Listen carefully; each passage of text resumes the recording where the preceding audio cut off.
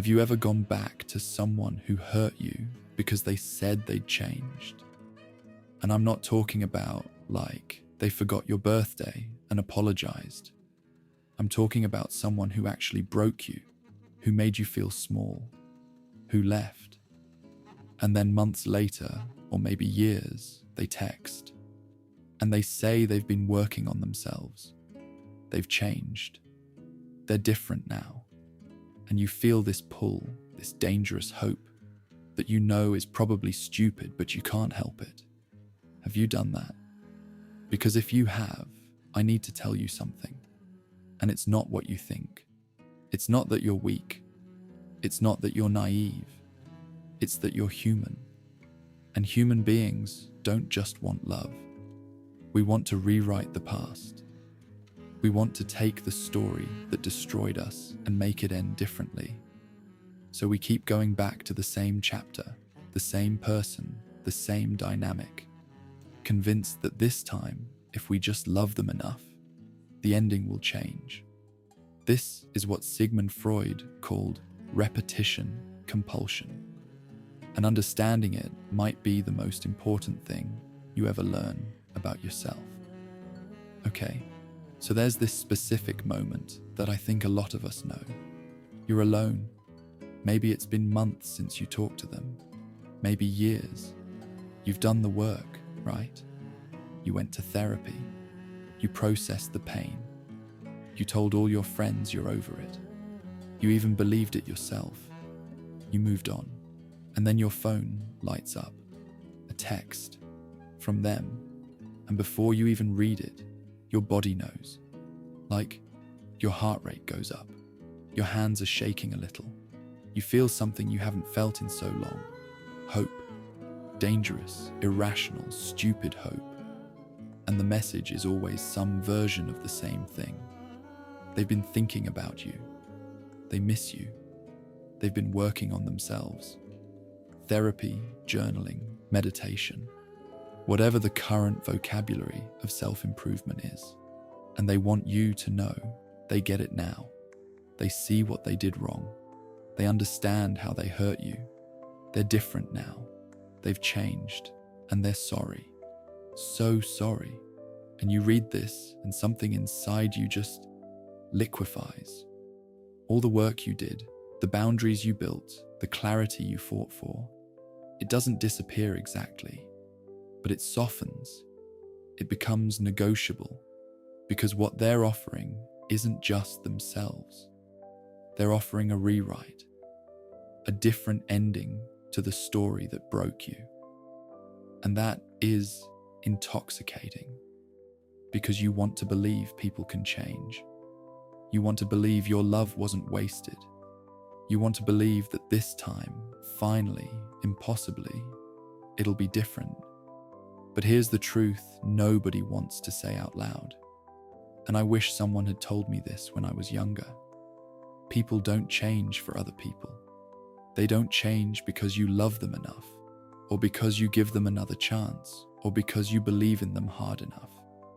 People change when the pain of staying the same becomes unbearable to themselves. Not to you, to themselves. And most people never reach that point. Like most people are way more comfortable staying exactly who they are, even if who they are is someone who hurts you, than doing the brutal, years-long work of actual transformation. And this is what makes the question, can people actually change, so devastating? Because the answer is yes, sometimes, but almost never in the way you need them to. Almost never on your timeline, and almost never because you asked them to. So in 1920, Freud published this book, Beyond the Pleasure Principle, and it basically broke psychology. Because up until that point, everyone thought humans just want pleasure and avoid pain. Simple, right? Makes sense. But then Freud started noticing these things that didn't fit that model. He saw soldiers coming back from World War I with what they called shell shock. We'd call it PTSD now. And these guys were having nightmares every single night about the battlefield, reliving the trauma, not once, over and over and over. And Freud was like, wait, if the mind is designed to avoid pain, why would it force itself to relive the most painful experience repeatedly? That makes no sense. And then he watched this little kid playing with a wooden spool on a string. The kid would throw it away and go fort, that's German for gone, and then pull it back and go da, there, fort, da, over and over. And Freud realized this kid is reenacting his mother leaving and coming back. He's mastering the experience through repetition, trying to control what he couldn't control in reality. And then Freud looked at his patients, and he saw the same thing. People who kept choosing the same type of partner, like the woman whose father was an alcoholic. She'd married 3 alcoholic men. The guy whose mother was emotionally distant. He only dated unavailable women. And when Freud pointed this out to them, they always had explanations. Always insisted this time was different. This person was different. But it never was. The details changed. The names changed. The faces changed. But the dynamic, identical every single time. And Freud realized, this isn't bad luck. This isn't coincidence. This is compulsion. The unconscious mind doesn't remember trauma the way the conscious mind does. It can't analyze it or think about it or put it into words. So it does the only thing it knows how to do. It repeats it. It reenacts the original wound with new people in new contexts, trying to master what it couldn't master the first time, trying to get a different ending. But here's the devastating part. The ending never changes, because you're not actually changing the situation. You're just running the same program with different actors. The person is new. The setting is new. But the structure, the power dynamic, the emotional unavailability, the cycle of hope and disappointment, that stays the same. Your unconscious doesn't care that this is a different person. It only recognizes the pattern. And the pattern says, this is familiar. This is home. This is where we try to get it right. So when someone who hurt you comes back and says they've changed, your response isn't really about them. It's about whether their return activates the compulsion. And it almost always does. Because the very fact that they hurt you and left means they already fit the pattern. They're already coded in your system as the person I need to make love me. And when they return, your unconscious interprets it as another chance, another opportunity to finally get the ending right. And this is why evidence doesn't matter. Like, you can list all the reasons they haven't actually changed. You can remember every time they promised before and broke that promise. You can see clearly that nothing substantial has shifted, and none of it will matter. Because your conscious mind isn't driving right now. Your unconscious is. And your unconscious doesn't care about evidence. It cares about pattern recognition. And this person fits the pattern. So the compulsion just activates automatically. Okay, there's this movie, Eternal Sunshine of the Spotless Mind, 2004. And if you haven't seen it, honestly, pause this and go watch it. But I'm going to talk about it anyway, because it shows repetition, compulsion so perfectly, it's almost eerie. So Joel and Clementine are this couple who break up. And the breakup is ugly. They hurt each other. They're clearly incompatible. So they both undergo this procedure to erase all their memories of each other. Complete erasure, like they never met. And the film follows Joel through the memory erasing process. He's literally inside his own memories, watching them get deleted. And he sees everything, all the fights, all the problems, all the red flags he ignored, all the reasons it didn't work. He sees it so clearly, in a way he couldn't see while he was living it, that they were wrong for each other, that the relationship was doomed from the start. And as the procedure continues, as the memories vanish one by one, he realizes something. He doesn't want to forget. Even knowing everything he knows, even seeing all the dysfunction laid out in front of him, he wants to keep her. He tries to hide her in memories she was never part of, tries to preserve some piece of what they had. But the procedure is too thorough. Everything goes. And then, and this is what kills me about this movie, in the final scene, Joel and Clementine meet again.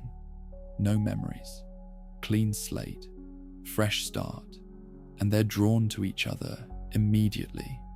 The same attraction, the same chemistry. They start talking, they exchange numbers, they start dating, and then they discover evidence of the procedure. They find tapes they made before the erasure, and on these tapes, they're listing all the reasons the relationship failed, all the ways they were wrong for each other, all the pain they caused. It's all there, all the evidence, and they have a choice. They can walk away right now knowing what they know, or they can try again. And the film ends with them choosing to try again. They look at each other and just say, okay, knowing it'll probably fail, knowing they've already failed once, knowing that nothing fundamental has changed because you can't change a person by erasing memories. But they choose it anyway. This is repetition compulsion in its purest form. The movie is saying, even when you have perfect information, even when you know exactly how it ends, the compulsion is stronger than knowledge.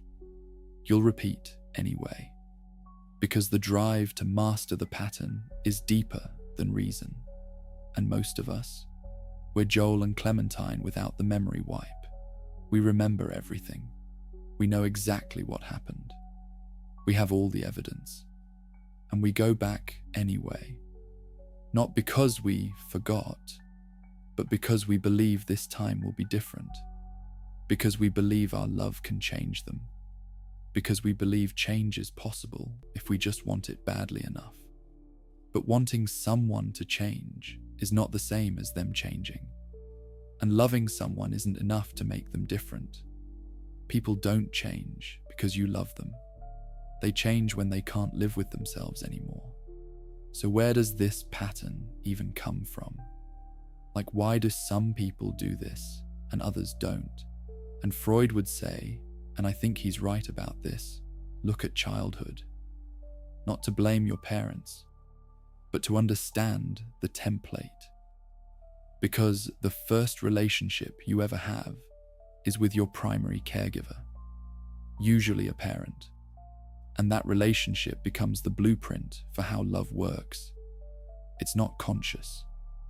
You're not sitting there at age 5 going, okay, this is what love is, I'm gonna seek this forever.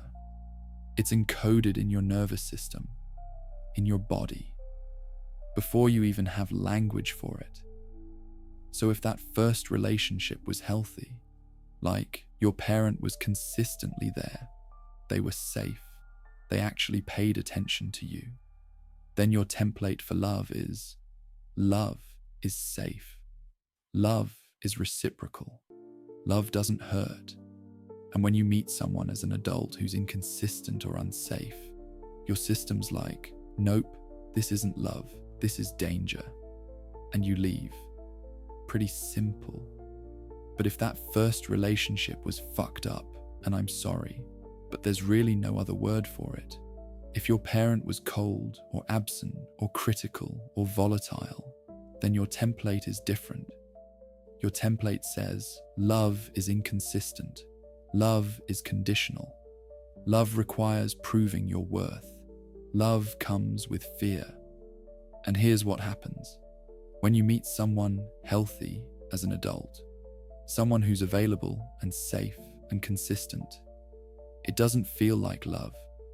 It feels wrong, boring, suspicious, maybe even suffocating, because it doesn't match the template. But when you meet someone who's inconsistent, critical, emotionally unavailable, someone who mirrors that original caregiver, your whole system lights up. And you think it's chemistry. You think it's connection.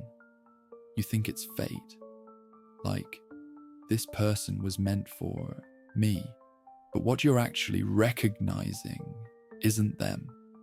It's the wound. You're recognizing the pattern. And you're mistaking it for love. And here's where it gets even worse. Kids who are mistreated almost never think, my parent is cruel. They think, I'm bad. And there's actually a good psychological reason for this. Kids are completely powerless, right? They can't leave. They can't fight back. They're dependent for survival. So they have two options. They can believe that their parent is bad and the world is terrifying and random and they're trapped. Or they can believe that they themselves are bad and if they just try hard enough, they can earn love. The second option preserves hope. It gives the kid some sense of agency. Like if I'm the problem, then I can fix it.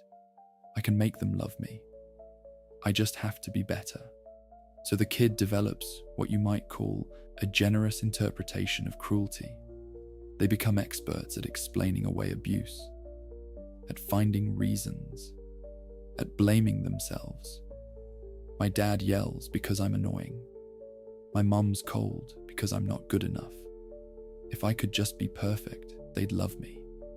And this doesn't go away when you grow up. When a partner is cruel or neglectful as an adult, you don't think this person is incapable of healthy love. You think, what did I do wrong? How can I be better? How can I fix this?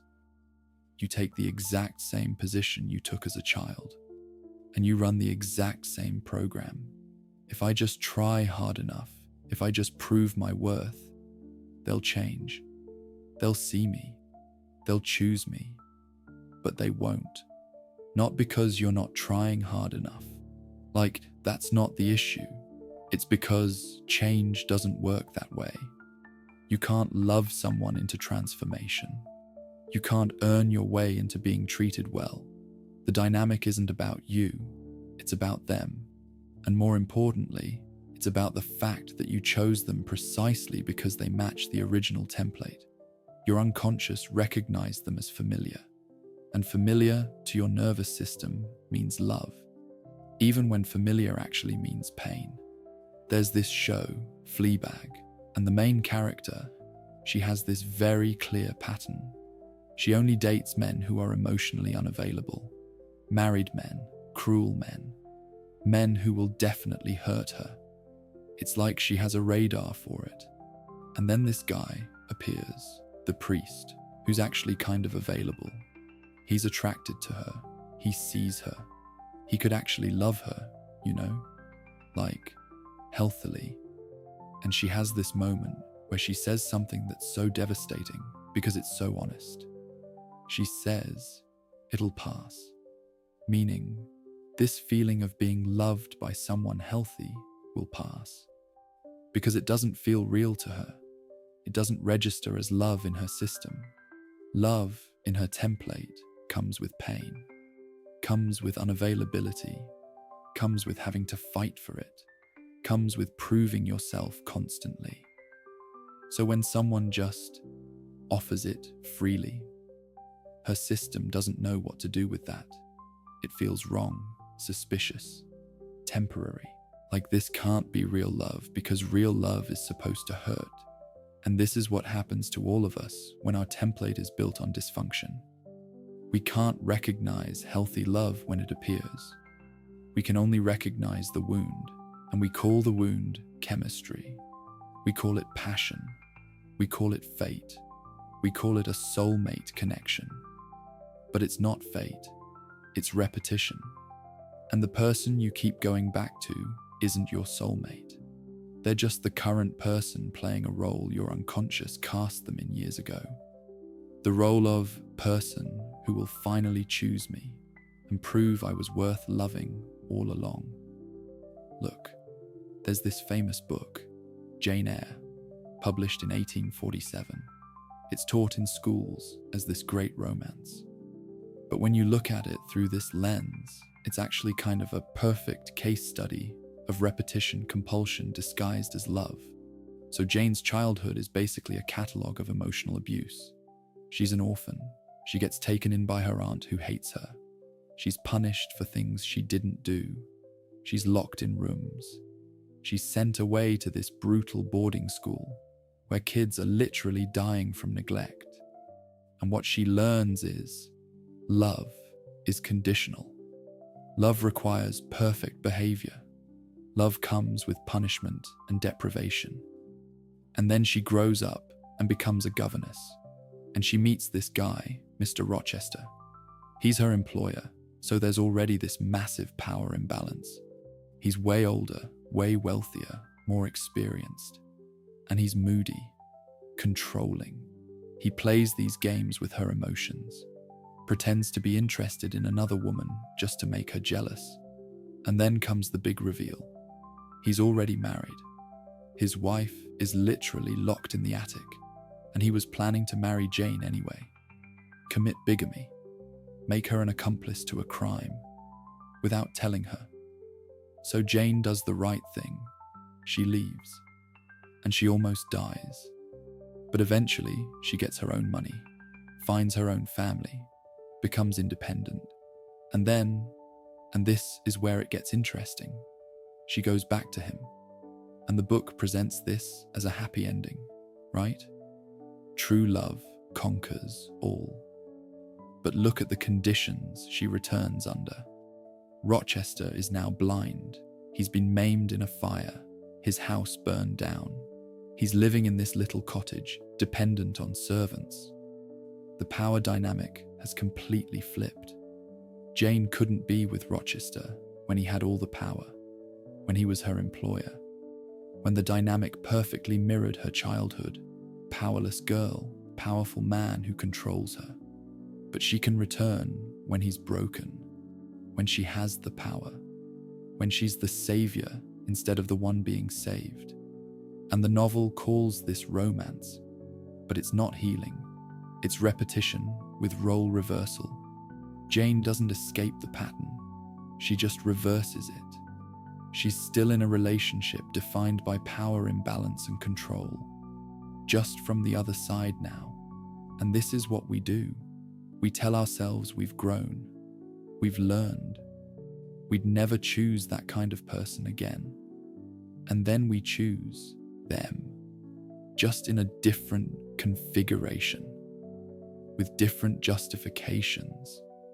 And we don't see that it's the same wound, just wearing a different costume.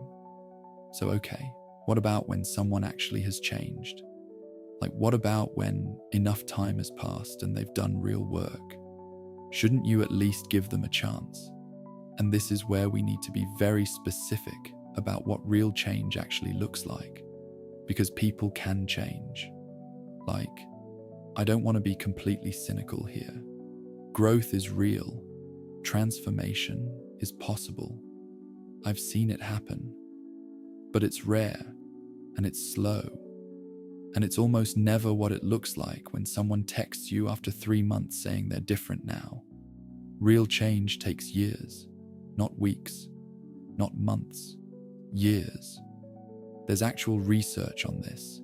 Behavioral change, like surface-level habit stuff, takes a minimum of 18 months of consistent effort.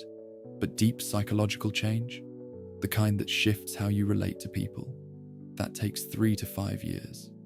Sometimes longer. Personality patterns that were formed over decades don't shift in a summer. So when someone says they've changed after a few months, what they mean is they've had some insights.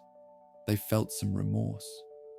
They've read some articles, gone to a couple therapy sessions, bought a journal. And those things are good. Those are necessary. But they're the beginning of change, not the completion of it.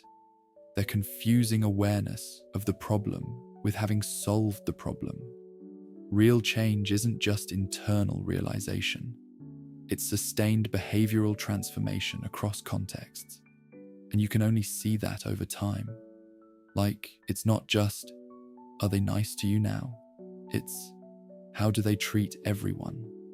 Their mum, their co-workers, the barista at Starbucks, random strangers on the street. Because if they're only different with you, that's not change. That's performance. They're acting the way they think they need to act to get you back. And the second they feel secure again, the performance drops. The mask comes off. Real change is also independent. It doesn't happen because they want you back. It happens because they couldn't live with themselves anymore. Because their own behavior became unbearable to them. Not to you, to them. And you can tell the difference by asking one question. Would they still be doing this work if I said no? Like if you said, you know what? I appreciate that you've changed, but I'm not interested in trying again. Would they continue therapy? Would they keep growing? Or would they stop? Would they get angry? Would they say, well, what was the point then? Because if their change is contingent on getting you back, it's not real change. It's strategy. It's manipulation. And the goal isn't to become a better person. The goal is to repo you. Okay, so there's this philosophical concept that people misuse all the time in these situations. Amor Fati. It's a phrase from Nietzsche. Means love of fate. And Nietzsche wrote, my formula for greatness in a human being is Amor Fati, that one wants nothing to be different, not forward, not backward, not in all eternity, not merely bear what is necessary, but love it. And it's a beautiful idea, right? It means accepting your life completely, not wishing the past were different, not resenting what happened to you, but integrating it all, loving it even, becoming who you are because of what you've been through, including the hard parts, including the suffering. And when you apply this correctly, it's powerful. Like make peace with your past. Don't spend your life being bitter. Recognize that your suffering shaped you, and you wouldn't be who you are without it. And who you are is valuable. So you love your fate. You accept it. But people distort this concept. They use Amor Fati to justify staying in situations that are actively destroying them right now. They're like, I should accept this. This is my fate. I shouldn't resist. I should love this suffering because it's making me stronger. Amor Fati, right? And that's not what Nietzsche meant at all. He was talking about accepting the past, things that have already happened, things you cannot change. You shouldn't spend your life wishing you had different parents or a different childhood or a different history. That's just torture. Accept it. Integrate it. Let it make you who you are. But that doesn't mean you invite more of the same suffering into your present. That doesn't mean you keep choosing people who hurt you and calling it accepting your fate. There's a massive difference between loving the fate that has already unfolded and engineering your fate to be suffering. Between accepting that you were hurt in the past and choosing to be hurt again in the present. Amor Fati is about the past. It's not a prescription for what you should tolerate now. Repetition compulsion makes you think you're accepting fate when you're actually creating it. You're choosing suffering. You're engineering the conditions for pain, and then calling it acceptance, calling it strength, calling it Amor Fati.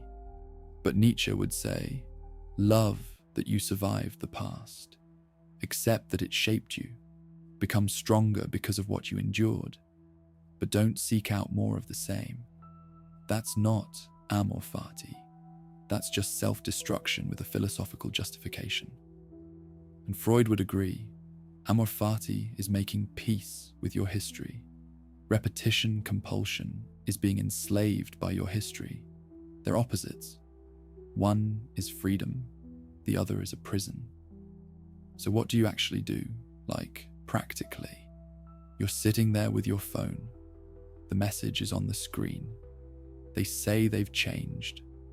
They want another chance. You feel that pull, that hope, that compulsion rising in your chest. What do you actually do? First thing, slow down. Don't respond immediately.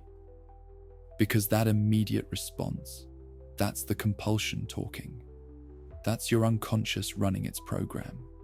And that program doesn't have your best interests in mind. It has a script.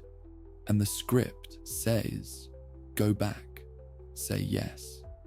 This time will be different. But you're not a script. You're a person with agency, with the ability to choose consciously instead of reacting unconsciously. So you create space between their message and your response. And in that space, you think. You ask yourself questions, not to find the right answer, because honestly, there isn't one objectively right answer, but to arrive at a conscious answer, one that comes from your adult self, not from the wounded kid inside you who's still trying to earn love. Question 1. Am I drawn to this person, or am I drawn to the pattern? Like, if they were a stranger with the exact same qualities, would I be interested? Or is the pull specifically because they hurt me, they left, and now they're back? Because if the pull is about the return, about the opportunity to rewrite the ending, that's the compulsion. That's not about them. That's about your unfinished business with the past. Question 2. What evidence do I actually have that they've changed? Not what they're saying, not their promises. What have they done? How much time has passed? Have they changed in contexts that have nothing to do with me? Are other people in their life noticing this change? Or is this change only visible in how they're presenting themselves to me right now? Because if it's just in how they talk to you, that's performance. That's them building a case. Question 3. Why do I want to believe them? And be honest about this one. What would it mean if they actually had changed? Would it validate your original choice to love them? Would it prove that the time you spent wasn't wasted? Would it mean you can finally stop feeling like you failed? Because if your desire to believe them is really about resolving your own feelings of regret or failure, that's not about them either. That's about you trying to rewrite your own story. And you can't do that through someone else's transformation. Question 4, and this one is the most clarifying. What would I tell a friend in this exact situation? Because when it's happening to someone else, you can see so clearly. You can see the pattern. You can see the red flags. You can see that 3 months isn't enough time for real change. You can see that words without sustained action mean absolutely nothing. But when it's you, all that clarity just evaporates. You make excuses. You create exceptions. You decide your situation is different, so externalize it. Imagine it's your best friend sitting across from you, and they say, "My ex texted. They say they've changed. What should I do?"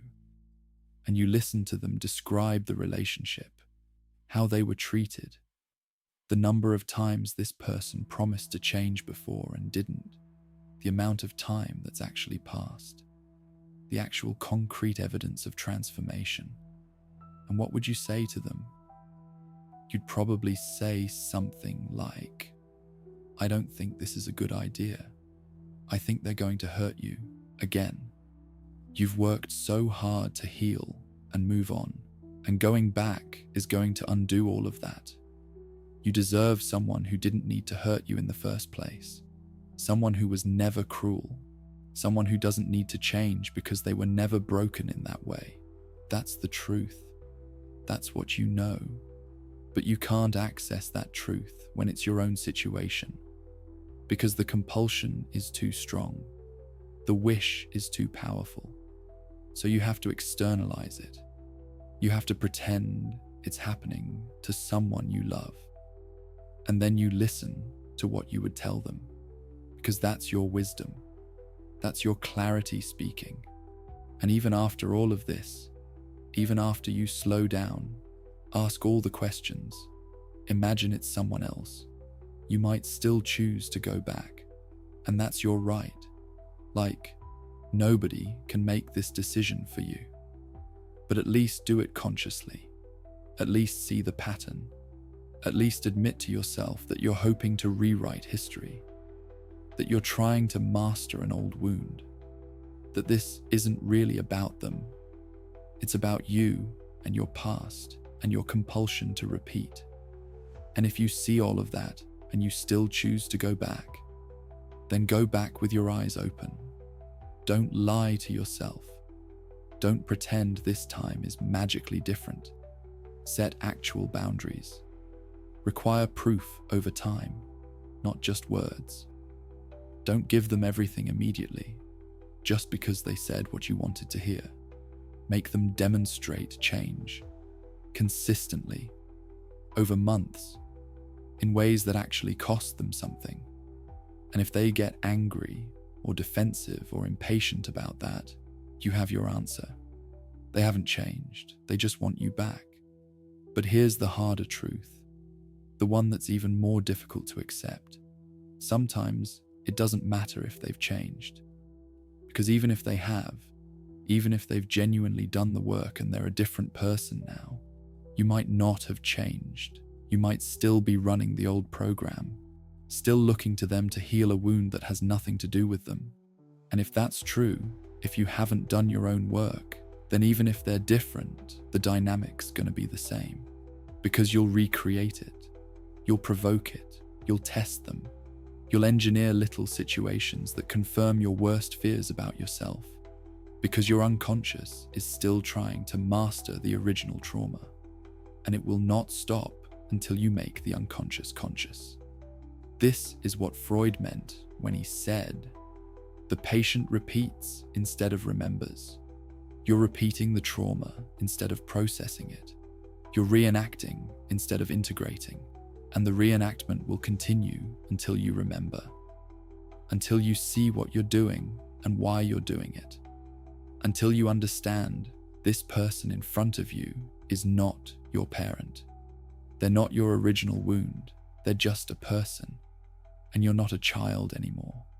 You're an adult with choices, with power, with the ability to write a different story. And writing a different story doesn't mean going back to the person who hurt you and finally getting a different ending with them. It means going forward. It means choosing differently next time. It means recognizing the pattern when it shows up and saying, I see you. I know exactly what you are. And I'm not doing this anymore. Not because you're strong. Like, this isn't about strength. It's because you've seen the mechanism. You've seen how the compulsion works. And once you see it, you can't unsee it. And the compulsion loses some of its power. Not all of its power. It'll still pull.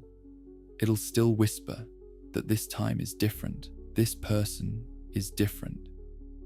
But you'll know what that voice actually is. It's not wisdom. It's not intuition. It's definitely not love. It's the wound. It's that kid inside you who's still trying to make a parent love them, who's still trying to prove they were worth choosing. And you can hear that voice. You can even thank it for trying to protect you, for trying to help. And then you can choose differently anyway. Because that kid didn't have choices. That kid was powerless. That kid had to stay, had to adapt, had to believe it was their fault, had to hope that trying harder would finally earn love. But you're not that kid. You're the adult, and you have power now that you didn't have then. The power to leave, the power to choose, the power to say, this is not love. this is compulsion, and I'm not doing it anymore. And that choice, that conscious, deliberate choice to see the pattern and refuse it, that's where the compulsion starts to lose its grip. Not because you've developed superhuman willpower, but because you've made what was unconscious conscious. You've named it, you've seen it, and once you see something, everything changes. Freud believed that awareness was the only real cure for repetition. You can't think your way out of a compulsion. You can't will it away. But you can see it. You can understand it. You can trace it back to where it came from. And once you do that, it loses its automaticity. It's no longer invisible. It's no longer inevitable. It becomes something you're doing. And if it's something you're doing, it's something you can stop doing. This doesn't happen all at once, by the way. Like, you don't see the pattern one time and suddenly you're free forever. You'll probably repeat a few more times. You'll probably give chances you shouldn't give, believe promises you shouldn't believe, hope for changes that aren't coming. And that's okay. That's part of the process. Each time you repeat, you see a little more clearly. You understand a little more deeply why you're doing it. And eventually, maybe after the third time, maybe the fifth, maybe the 10th, you see it so clearly that you just can't participate anymore. Not because you've mastered the willpower game, but because the pattern has become so visible that it's no longer compelling in the same way. But there's something we need to address head on, because I think this is the central myth that keeps the whole cycle going. The belief that makes you vulnerable to the text, to the promise, to the hope every single time. And that myth is this, that people change for love. That if you love someone enough, if you believe in them enough, if you give them enough chances, they'll transform. They'll become who you need them to be. And this myth is everywhere, right? It's in every romance novel, every romantic comedy, every love song on the radio. This idea that love redeems, that love transforms, that the right person's love can fix what's broken. Beauty and the Beast. The Beast is literally holding Belle prisoner. He's controlling and violent, and her love transforms him into a prince. The message is, stay with the abusive partner. Your love will change them. Pride and prejudice. Darcy is arrogant and cruel at first, but Elizabeth's rejection makes him examine himself and change. The message, if you just make them see their flaws, they'll transform for you. Every second chance romance, every he was broken until he met her storyline, every she made him want to be better narrative. They're all selling the same fantasy. People change for love. Your love has transformative power. Don't give up. And look, it's a beautiful idea. It's a hopeful idea. And it's almost completely false. Because here's what actually happens in real life. People change when the pain of staying the same becomes unbearable to them. When they look in the mirror and can't recognize who they've become. When their own behavior disgusts them so much they can't stand it anymore. When they hit a bottom so hard that they have no choice but to climb out or die there. And that moment, that breaking point, it's not created by someone else's love. It's created by their own suffering, their own reckoning, their own inability to continue as they are. You can't love someone into that moment. You can't believe in them hard enough to make it happen. You can't give enough chances to force the breaking point, because the breaking point isn't about you. It's about them and their relationship with themselves. And most people never reach it. Most people are way more comfortable staying exactly as they are, even if it means losing you, than doing the brutal work of transformation. And this is the truth that breaks the myth. People don't change for other people. They change for themselves. Or they don't change at all. Think about real change you've made in your own life. Not surface stuff. Deep change. When did it happen? It happened when you couldn't stand yourself anymore, right? When the old pattern became unbearable. When you had no choice. It didn't happen because someone loved you enough. It happened because you suffered enough. Because the pain of staying the same finally exceeded the pain of changing. And if that's true for you, and I think it is true for you, then it's true for everyone, including the person who's texting you right now, including the person promising they're different. So when they say they've changed, the question isn't really, do I believe them? The question is, did they hit their bottom? Did they reach the point where continuing as they were became impossible? Or are they just uncomfortable because they lost you and they want you back? Because those are very different things. One is transformation, the other is strategy. And you can tell the difference. If they hit bottom, there'll be evidence. Real evidence. Sustained evidence. Not just therapy appointments and journal entries. Actual behavioral change over time, across contexts, with people who aren't you, change that costs them something, change that's hard, change that continues even when you're not watching.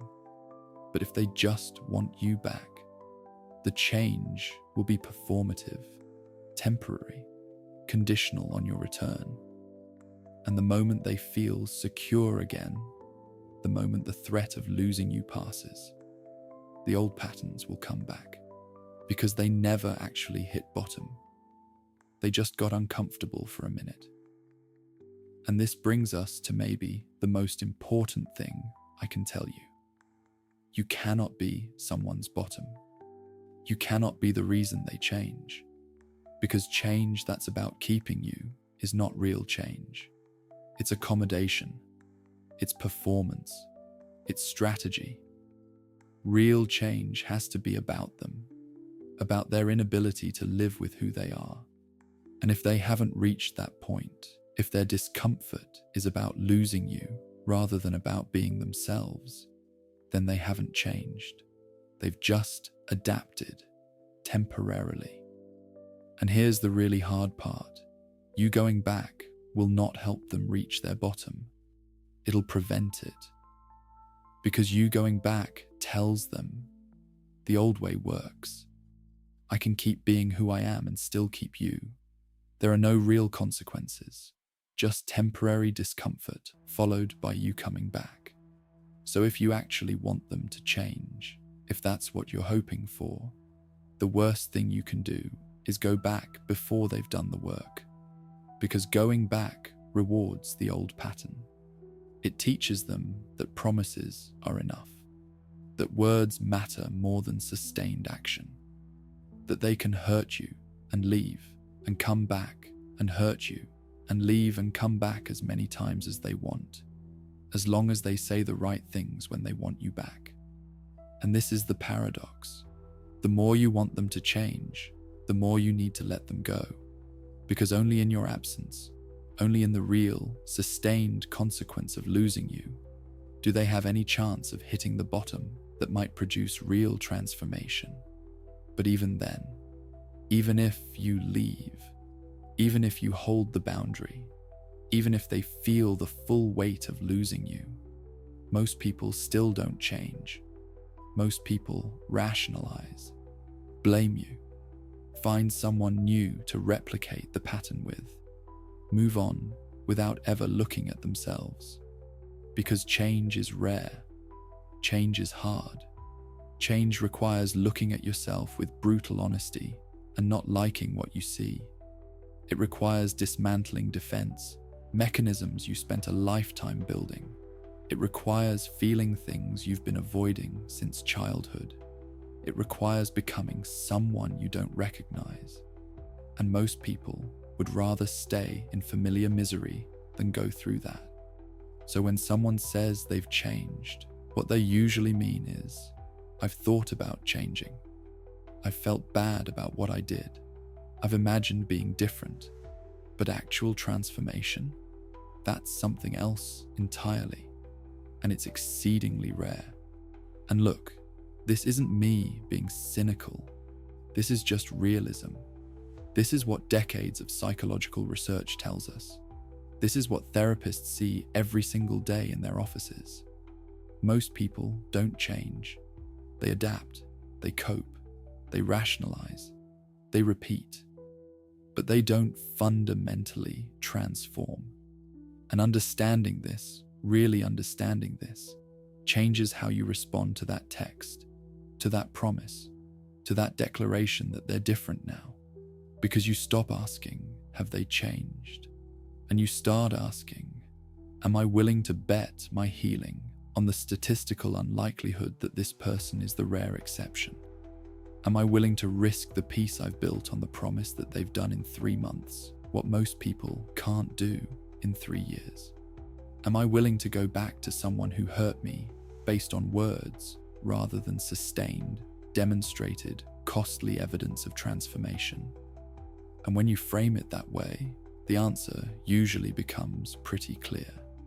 But there's one more layer we need to look at, because even if all of this is true, even if you understand repetition compulsion, even if you see your pattern, even if you know they probably haven't changed, there's still something that pulls you back, something deeper than hope, deeper than love, deeper than the belief in transformation. And that something is a question you've been asking since you were a kid, a question that was never answered, a question that drives the entire compulsion. And the question is, am I worth loving? Not theoretically, not in that abstract self-help way where you're like, of course I'm worthy, I'm a human being, I have inherent value. I mean, actually, concretely, like, am I this specific person with these specific flaws and needs and fears and annoying habits? Am I worth someone choosing, worth someone staying, worth someone changing for? And when your parent didn't choose you, when they were cold or absent or cruel or just emotionally checked out, that question got asked, and it didn't get answered, or it got answered wrong.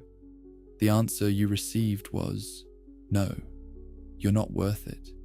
You didn't earn it. You're too much, or not enough, or wrong somehow. And that answer has been echoing inside you ever since.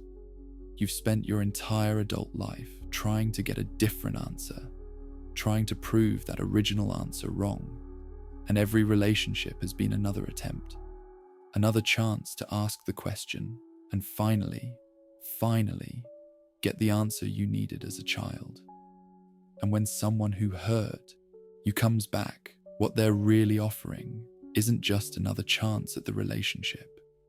They're offering another chance to ask the question, another opportunity to prove that you are worth loving. That if you just try hard enough this time, if you're good enough, if you love them perfectly enough, they'll choose you. And in choosing you, they'll answer the question. They'll say, yes, you are worth it. You always were. But here's what you need to understand, and this is maybe the most important thing in this entire video. They cannot answer that question. They never could. Because the question was never for them. It was for the parent who first made you doubt. And that parent is gone. Or they're incapable. Or they're dead. Or they're still the exact same person they always were, and they're never going to change either. And the answer you needed then, that unconditional yes that every kid deserves to hear, you can only give to yourself now. Not by making someone choose you, but by choosing yourself. By answering the question that child is still asking, yes, I am worth loving. Not because I earned it through perfect behavior. Not because I proved it by being good enough. Not because someone finally validated it. But because love is not something you earn. It's something that's freely given, or it's not love at all. And when you finally answer that question yourself, when you stop outsourcing it to people who can't answer it, who were never supposed to answer it, the compulsion starts to dissolve, not because you've become stronger or more healed or more enlightened, but because the question changed. The question is no longer, will you love me? Will you choose me? Will you finally change for me and prove I was worth it all along? The question becomes, will I love myself enough to stop asking people who can't answer? Will I choose myself? Will I change my own pattern instead of waiting for them to change theirs? And that shift from asking to answering, from seeking external validation to providing internal validation, that's what actually breaks repetition. Not them changing, you changing. Not your behavior necessarily, your question. Not what you do, what you're asking for. Because as long as you're asking them to prove you're worth loving, you will keep choosing people who can't prove it. Because your unconscious isn't actually looking for love. It's looking for the familiar pain, the familiar rejection, so it can try again, so it can finally master it, so it can finally get it right. But when you stop asking the question, when you answer it yourself, you stop needing people who make you ask it. You stop being drawn to unavailability, to cruelty, to people who replicate the original wound. And you start being able to see healthy love when it appears, not as boring, not as suspicious, not as something that will pass, but as what it actually is. Someone offering freely what you've been trying to earn your entire life. And that's when repetition actually ends. Not when they change, when you stop needing them to. Your ex is texting. They say they've changed. They want another chance, and you feel it. That pull, that hope, that old question rising up. Maybe this time I'll finally be worth choosing. But now you know. You know what that pull is. You know where it comes from. You know what question is really being asked underneath. And you know that they can't answer it. Only you can. And the answer is yes. You are worth loving. You always were. Not because you earn it or prove it or try hard enough, but because you're human. And humans are worth loving simply by existing, not for what they do, for what they are. And once you know that, once you really deeply know it, that text doesn't have the same power anymore. The promise doesn't have the same pull, because you're not asking them to give you something you've already given yourself.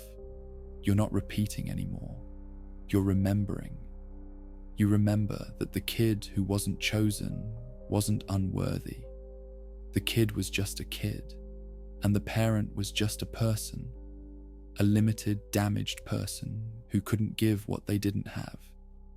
And you remember that you're not that kid anymore. You're an adult, with power, with choice, with the ability to answer your own questions, to choose yourself, to stop repeating and start living. And that choice, that shift from asking to answering, from repeating to remembering, from compulsion to consciousness. That's what Freud meant by making the unconscious conscious. It's not about willpower, it's about seeing the pattern so clearly that you can't participate in it without knowing you're participating. And that knowledge changes everything. The compulsion doesn't disappear, but it loses its automaticity. It becomes visible, and what's visible can be chosen or refused. And refusing isn't about being strong enough or healed enough or better enough than you were. It's about being conscious enough, aware enough, clear enough to see this is the pattern. This is the compulsion. This is the old question trying to get answered by someone who was never supposed to answer it. And I'm not doing this anymore. Not because I'm judging them, not because I'm angry, but because I answered the question myself. And I don't need their answer anymore. That's freedom. Not from the pull. You might always feel the pull a little bit, but freedom from the need to follow it, not from the pattern, from the belief that repeating it will somehow heal it. And once you have that freedom, once you can see the text and feel the pull and choose differently anyway, you're not repeating anymore. You're not compelled. You're conscious. You're choosing. You're free. People don't change for other people. They change when they can't live with themselves anymore. And most people never reach that point. Most people stay exactly who they are. But you can change. Not them. You. You can change the question. You can change the pattern. You can change from repeating to remembering, from asking to answering, from compulsion to choice. And that change, your change, is the only change that actually matters, because it's the only change you have any power over, the only change that's yours to make. The text is still sitting there, waiting for your response. And whatever you choose, make it conscious. Make it yours. Not the unconscious program running on autopilot, not the kid asking the old question, but you, the adult, the one who knows, the one who sees, the one who can choose differently, not because they changed, because you did.